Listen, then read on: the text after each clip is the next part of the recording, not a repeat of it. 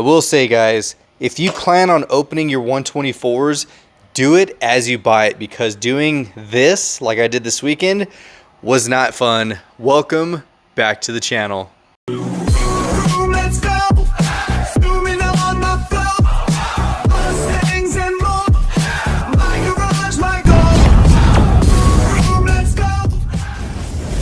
You know, the last time we moved here to South Dakota, it was not bad setting up my display, but I will say the pegboard is probably the quickest option. But if you do it like I did, this is taking a very, very long time. So the last update I gave you guys was doing these with the slots. Now I did find the correct ones for each one of these. It was actually in the PVC pipe at Lowe's. Right next to it, it's the larger openings. Yeah, so we're kind of stuck with this one for now. This is already set up, and then this right here took me all weekend. Now the thing that takes the longest is not putting it on the wall, it's organizing it by brand, by year, by shoot. It was the way certain cards have to lay on top of each other, like this one, because the way they stack, because it's got a little display, or Johnny Lightning and their bold packaging, or their little tokens, or like this one right here with the 3D tri-bar pony. It's a lot. It really is. So the pegboard was a lot easier because then you can just hang it real quick. You can adjust it on the fly. This right here is held on by thumbtacks. Yes, I went thumbtacks on this one, guys. They are all clear. There's some flat ones for the cards.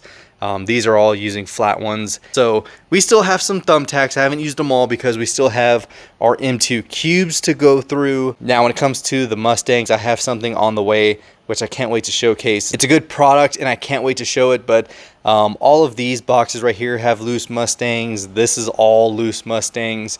And then of course the final and massive box we still have to hang up are the G machines, muscle machines, and M2 transports, along with some customs. And then these boxes right here have people's customs. So we still have a lot of work, but the HQ is coming along.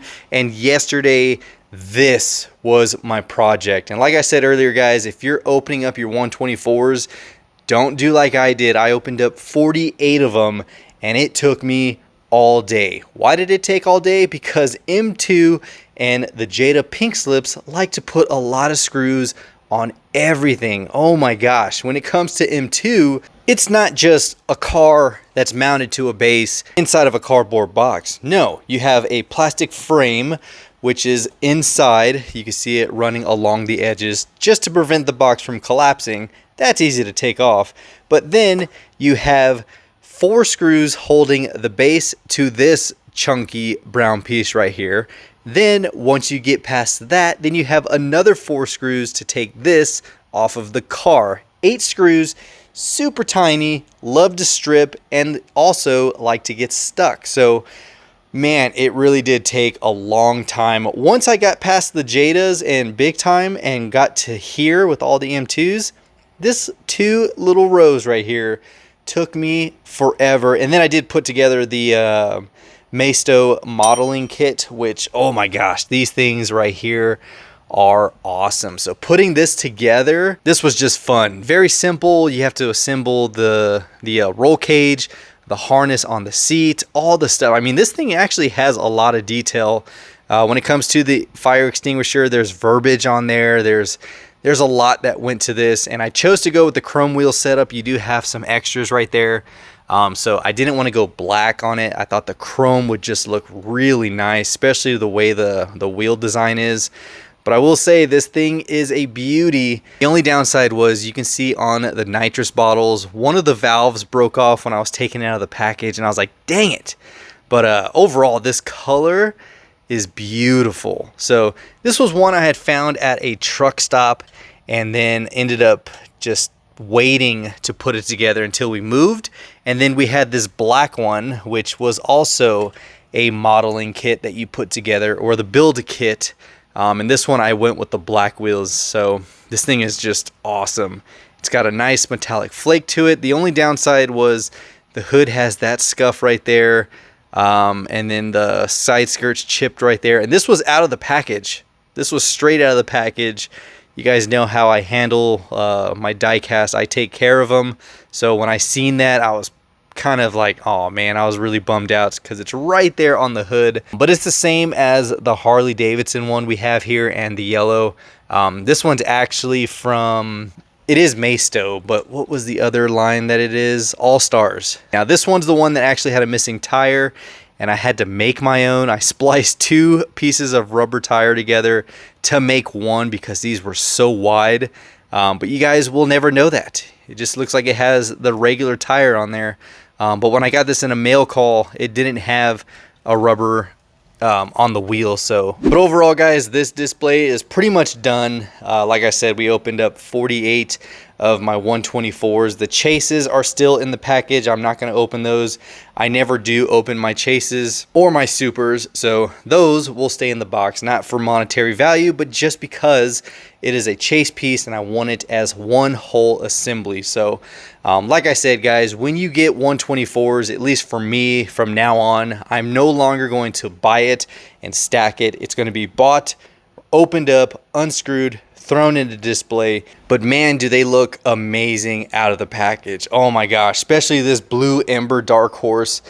This one, I always thought when it was in the package it was just a gray metallic, and it looks like it until you hit certain lights and you can see the beautiful reddish pink metallic in there, that flake. Just a gorgeous pearl to it. So this looks amazing. Especially when they're just out in the open. You can look at them, you can feel them, you can see the details that you would never normally see, like on this RTR wide body. You can see that it has the small block in there with the filters sitting on top of the individual throttle bodies. That I did not know was going to be underneath the hood of it. I was just assuming it was going to be a Coyote, similar to the Dark Horse right here. But each one of them have different motor details. Like that one's got the brown filters. This one just has black. And then when it comes to the Dark Horse, you have the dual filter. I believe there was another one that was a little bit different. Let's see, was it the red one? Yeah. So this one has the chrome engine plate cover. Then this one having the black and silver. No filter details on this, filter details on that. Some of them have the same detail. The GT500s have different motors. This one's got a gold and silver snake on it. This one has the chrome blower. And each one of them was just slightly different than the other. This one's got the gold snake and a red filter. That one's the Dragon Anniversary. This one's just all black, no details. All black, no detail. Let's see. Yeah, that's the same one. I just restriped that one. I don't know why I opened that one. And then this one's got a silver blower. So each one just had a little bit of different detail, and I really do like that aspect of opening it up, seeing what's inside. I mean, some have seat details, engine details. This right here just had a totally different motor, which this RTR Spec 5 does have the cooler looking small block in there. I think it's a 302 or 351. I'm pretty sure it's a 302 being the Spec 5. You guys let me know down in the comments your thought on this display. And these are just shoe racks, and I'll go ahead and show you which ones. That way you guys can know. This one is the longest one. It is a 30 7/8 horizontal, so it's the longest. There is a 24, but 6 inches could make a difference on how you want to display, what you're trying to display, but very stackable and easy to put together. I mean, it's 8 screws just to put on these 2 shelves to the sides. Very quick, very simple, very effective, and it looks super clean. So I've bought 6 of them, 5 of them so far. I don't know if I'm going to continue this all the way up because I do want to use this wall space probably for these. I don't know yet, but I do want to keep these on the side, and I was trying to originally keep room for the GTD 143, which is out, which we haven't found yet. So more to come with that, but yeah, it's really coming along, guys. Like I said, this part took the longest just because I was trying to organize by brand, by year, at least roughly. I started out kind of in the realm of going in order, and then as I was putting it on there, it just went. So for the most part, they're in year order, except for the Stampedes. That one's kind of out. But the Fox bodies, I try to start from the 79s going all the way through until the 93s, and then the 2011 all the way to the 2019s going, the GT350Rs. We have the Mach 1s in order, the Mach E's in order. Once we got done with the green light, then we transitioned to Auto World. So there's a couple rows of Auto World, then we went Majorette, and then finished with M2. Now the M2s, oh my gosh, these were a little bit harder. The cards are easy, but when it comes to the lift sets, oh man, that was rough because they're huge, they're bulky. Originally, I wanted to open them up and make a display, but you guys can see I'm changing up how I was going to do this originally. So this wall was originally going to be used for the track, but you can see that's not clearly going to happen. These jammers aren't going to stay there. They were just there when we moved in, and I just had to set them somewhere.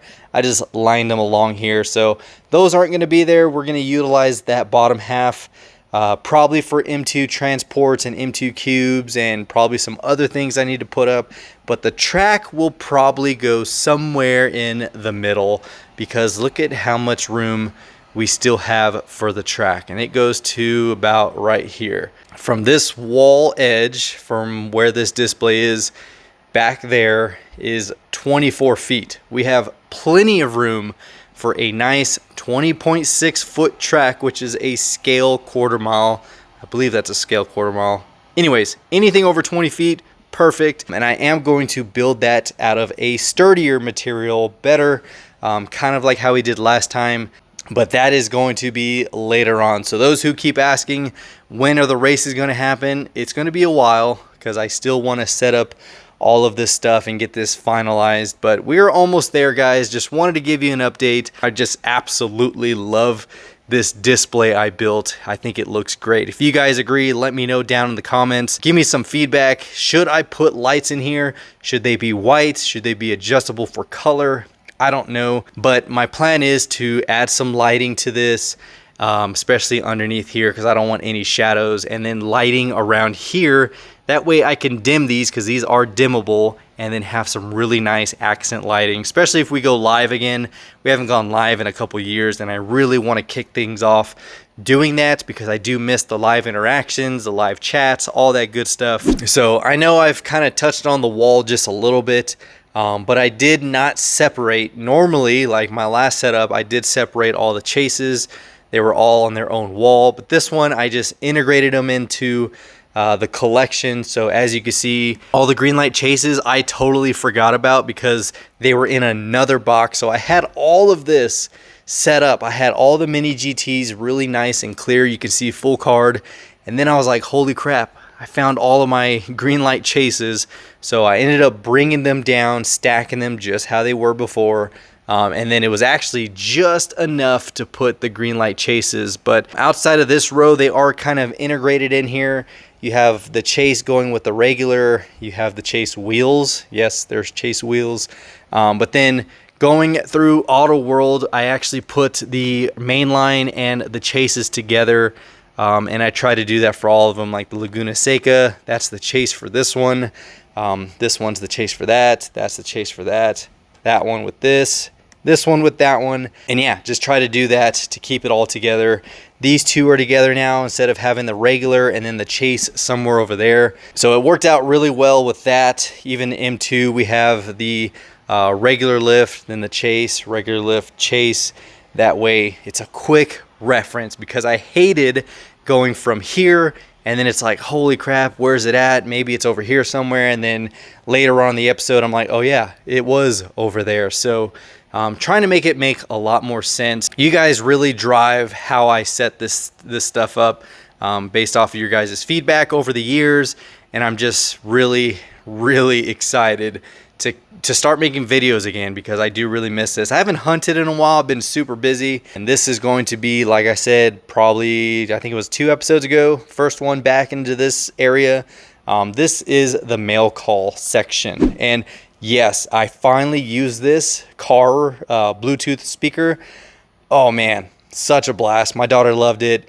My wife's like, you should take that to car shows, put it on the car, have music playing through it. Yeah, absolutely agree. But I had that playing while I was doing all of this work, and we still have so much more. We have some chases here, which I don't know how I'm going to display these because these are just awkward packages. They barely stand up and they don't hang on a wall because the hook is in the middle, just like how Majorette's is. So we got to figure out what we're going to do with this. Those RLCs, they're going to be taken out of the package. Those are already opened, and they're going in that Hot Wheels rig that we got right here, the Elite 64. This got to go on a shelf, so I want to put those all on there. The RLCs will go on this. And then, yeah, just got to figure out where I'm going to put people's customs, because I do have that custom display. Yeah, now that I think about it, I still have a lot more work, but wanted to give you guys an update just to let you know that the headquarters is coming along. There's still some lighting, still some cards to hang up, still some stuff to open, and we're getting there slowly but surely. So that is all I got, guys. I don't have anything new for you. I just wanted to give you an HQ update, the display, how it's coming along, what's still left, but mainly we finished up this wall. We're going to finish up the bottom. Probably going to put some shelves down here. That way it can just look a lot cleaner, not just sitting on carpet like that.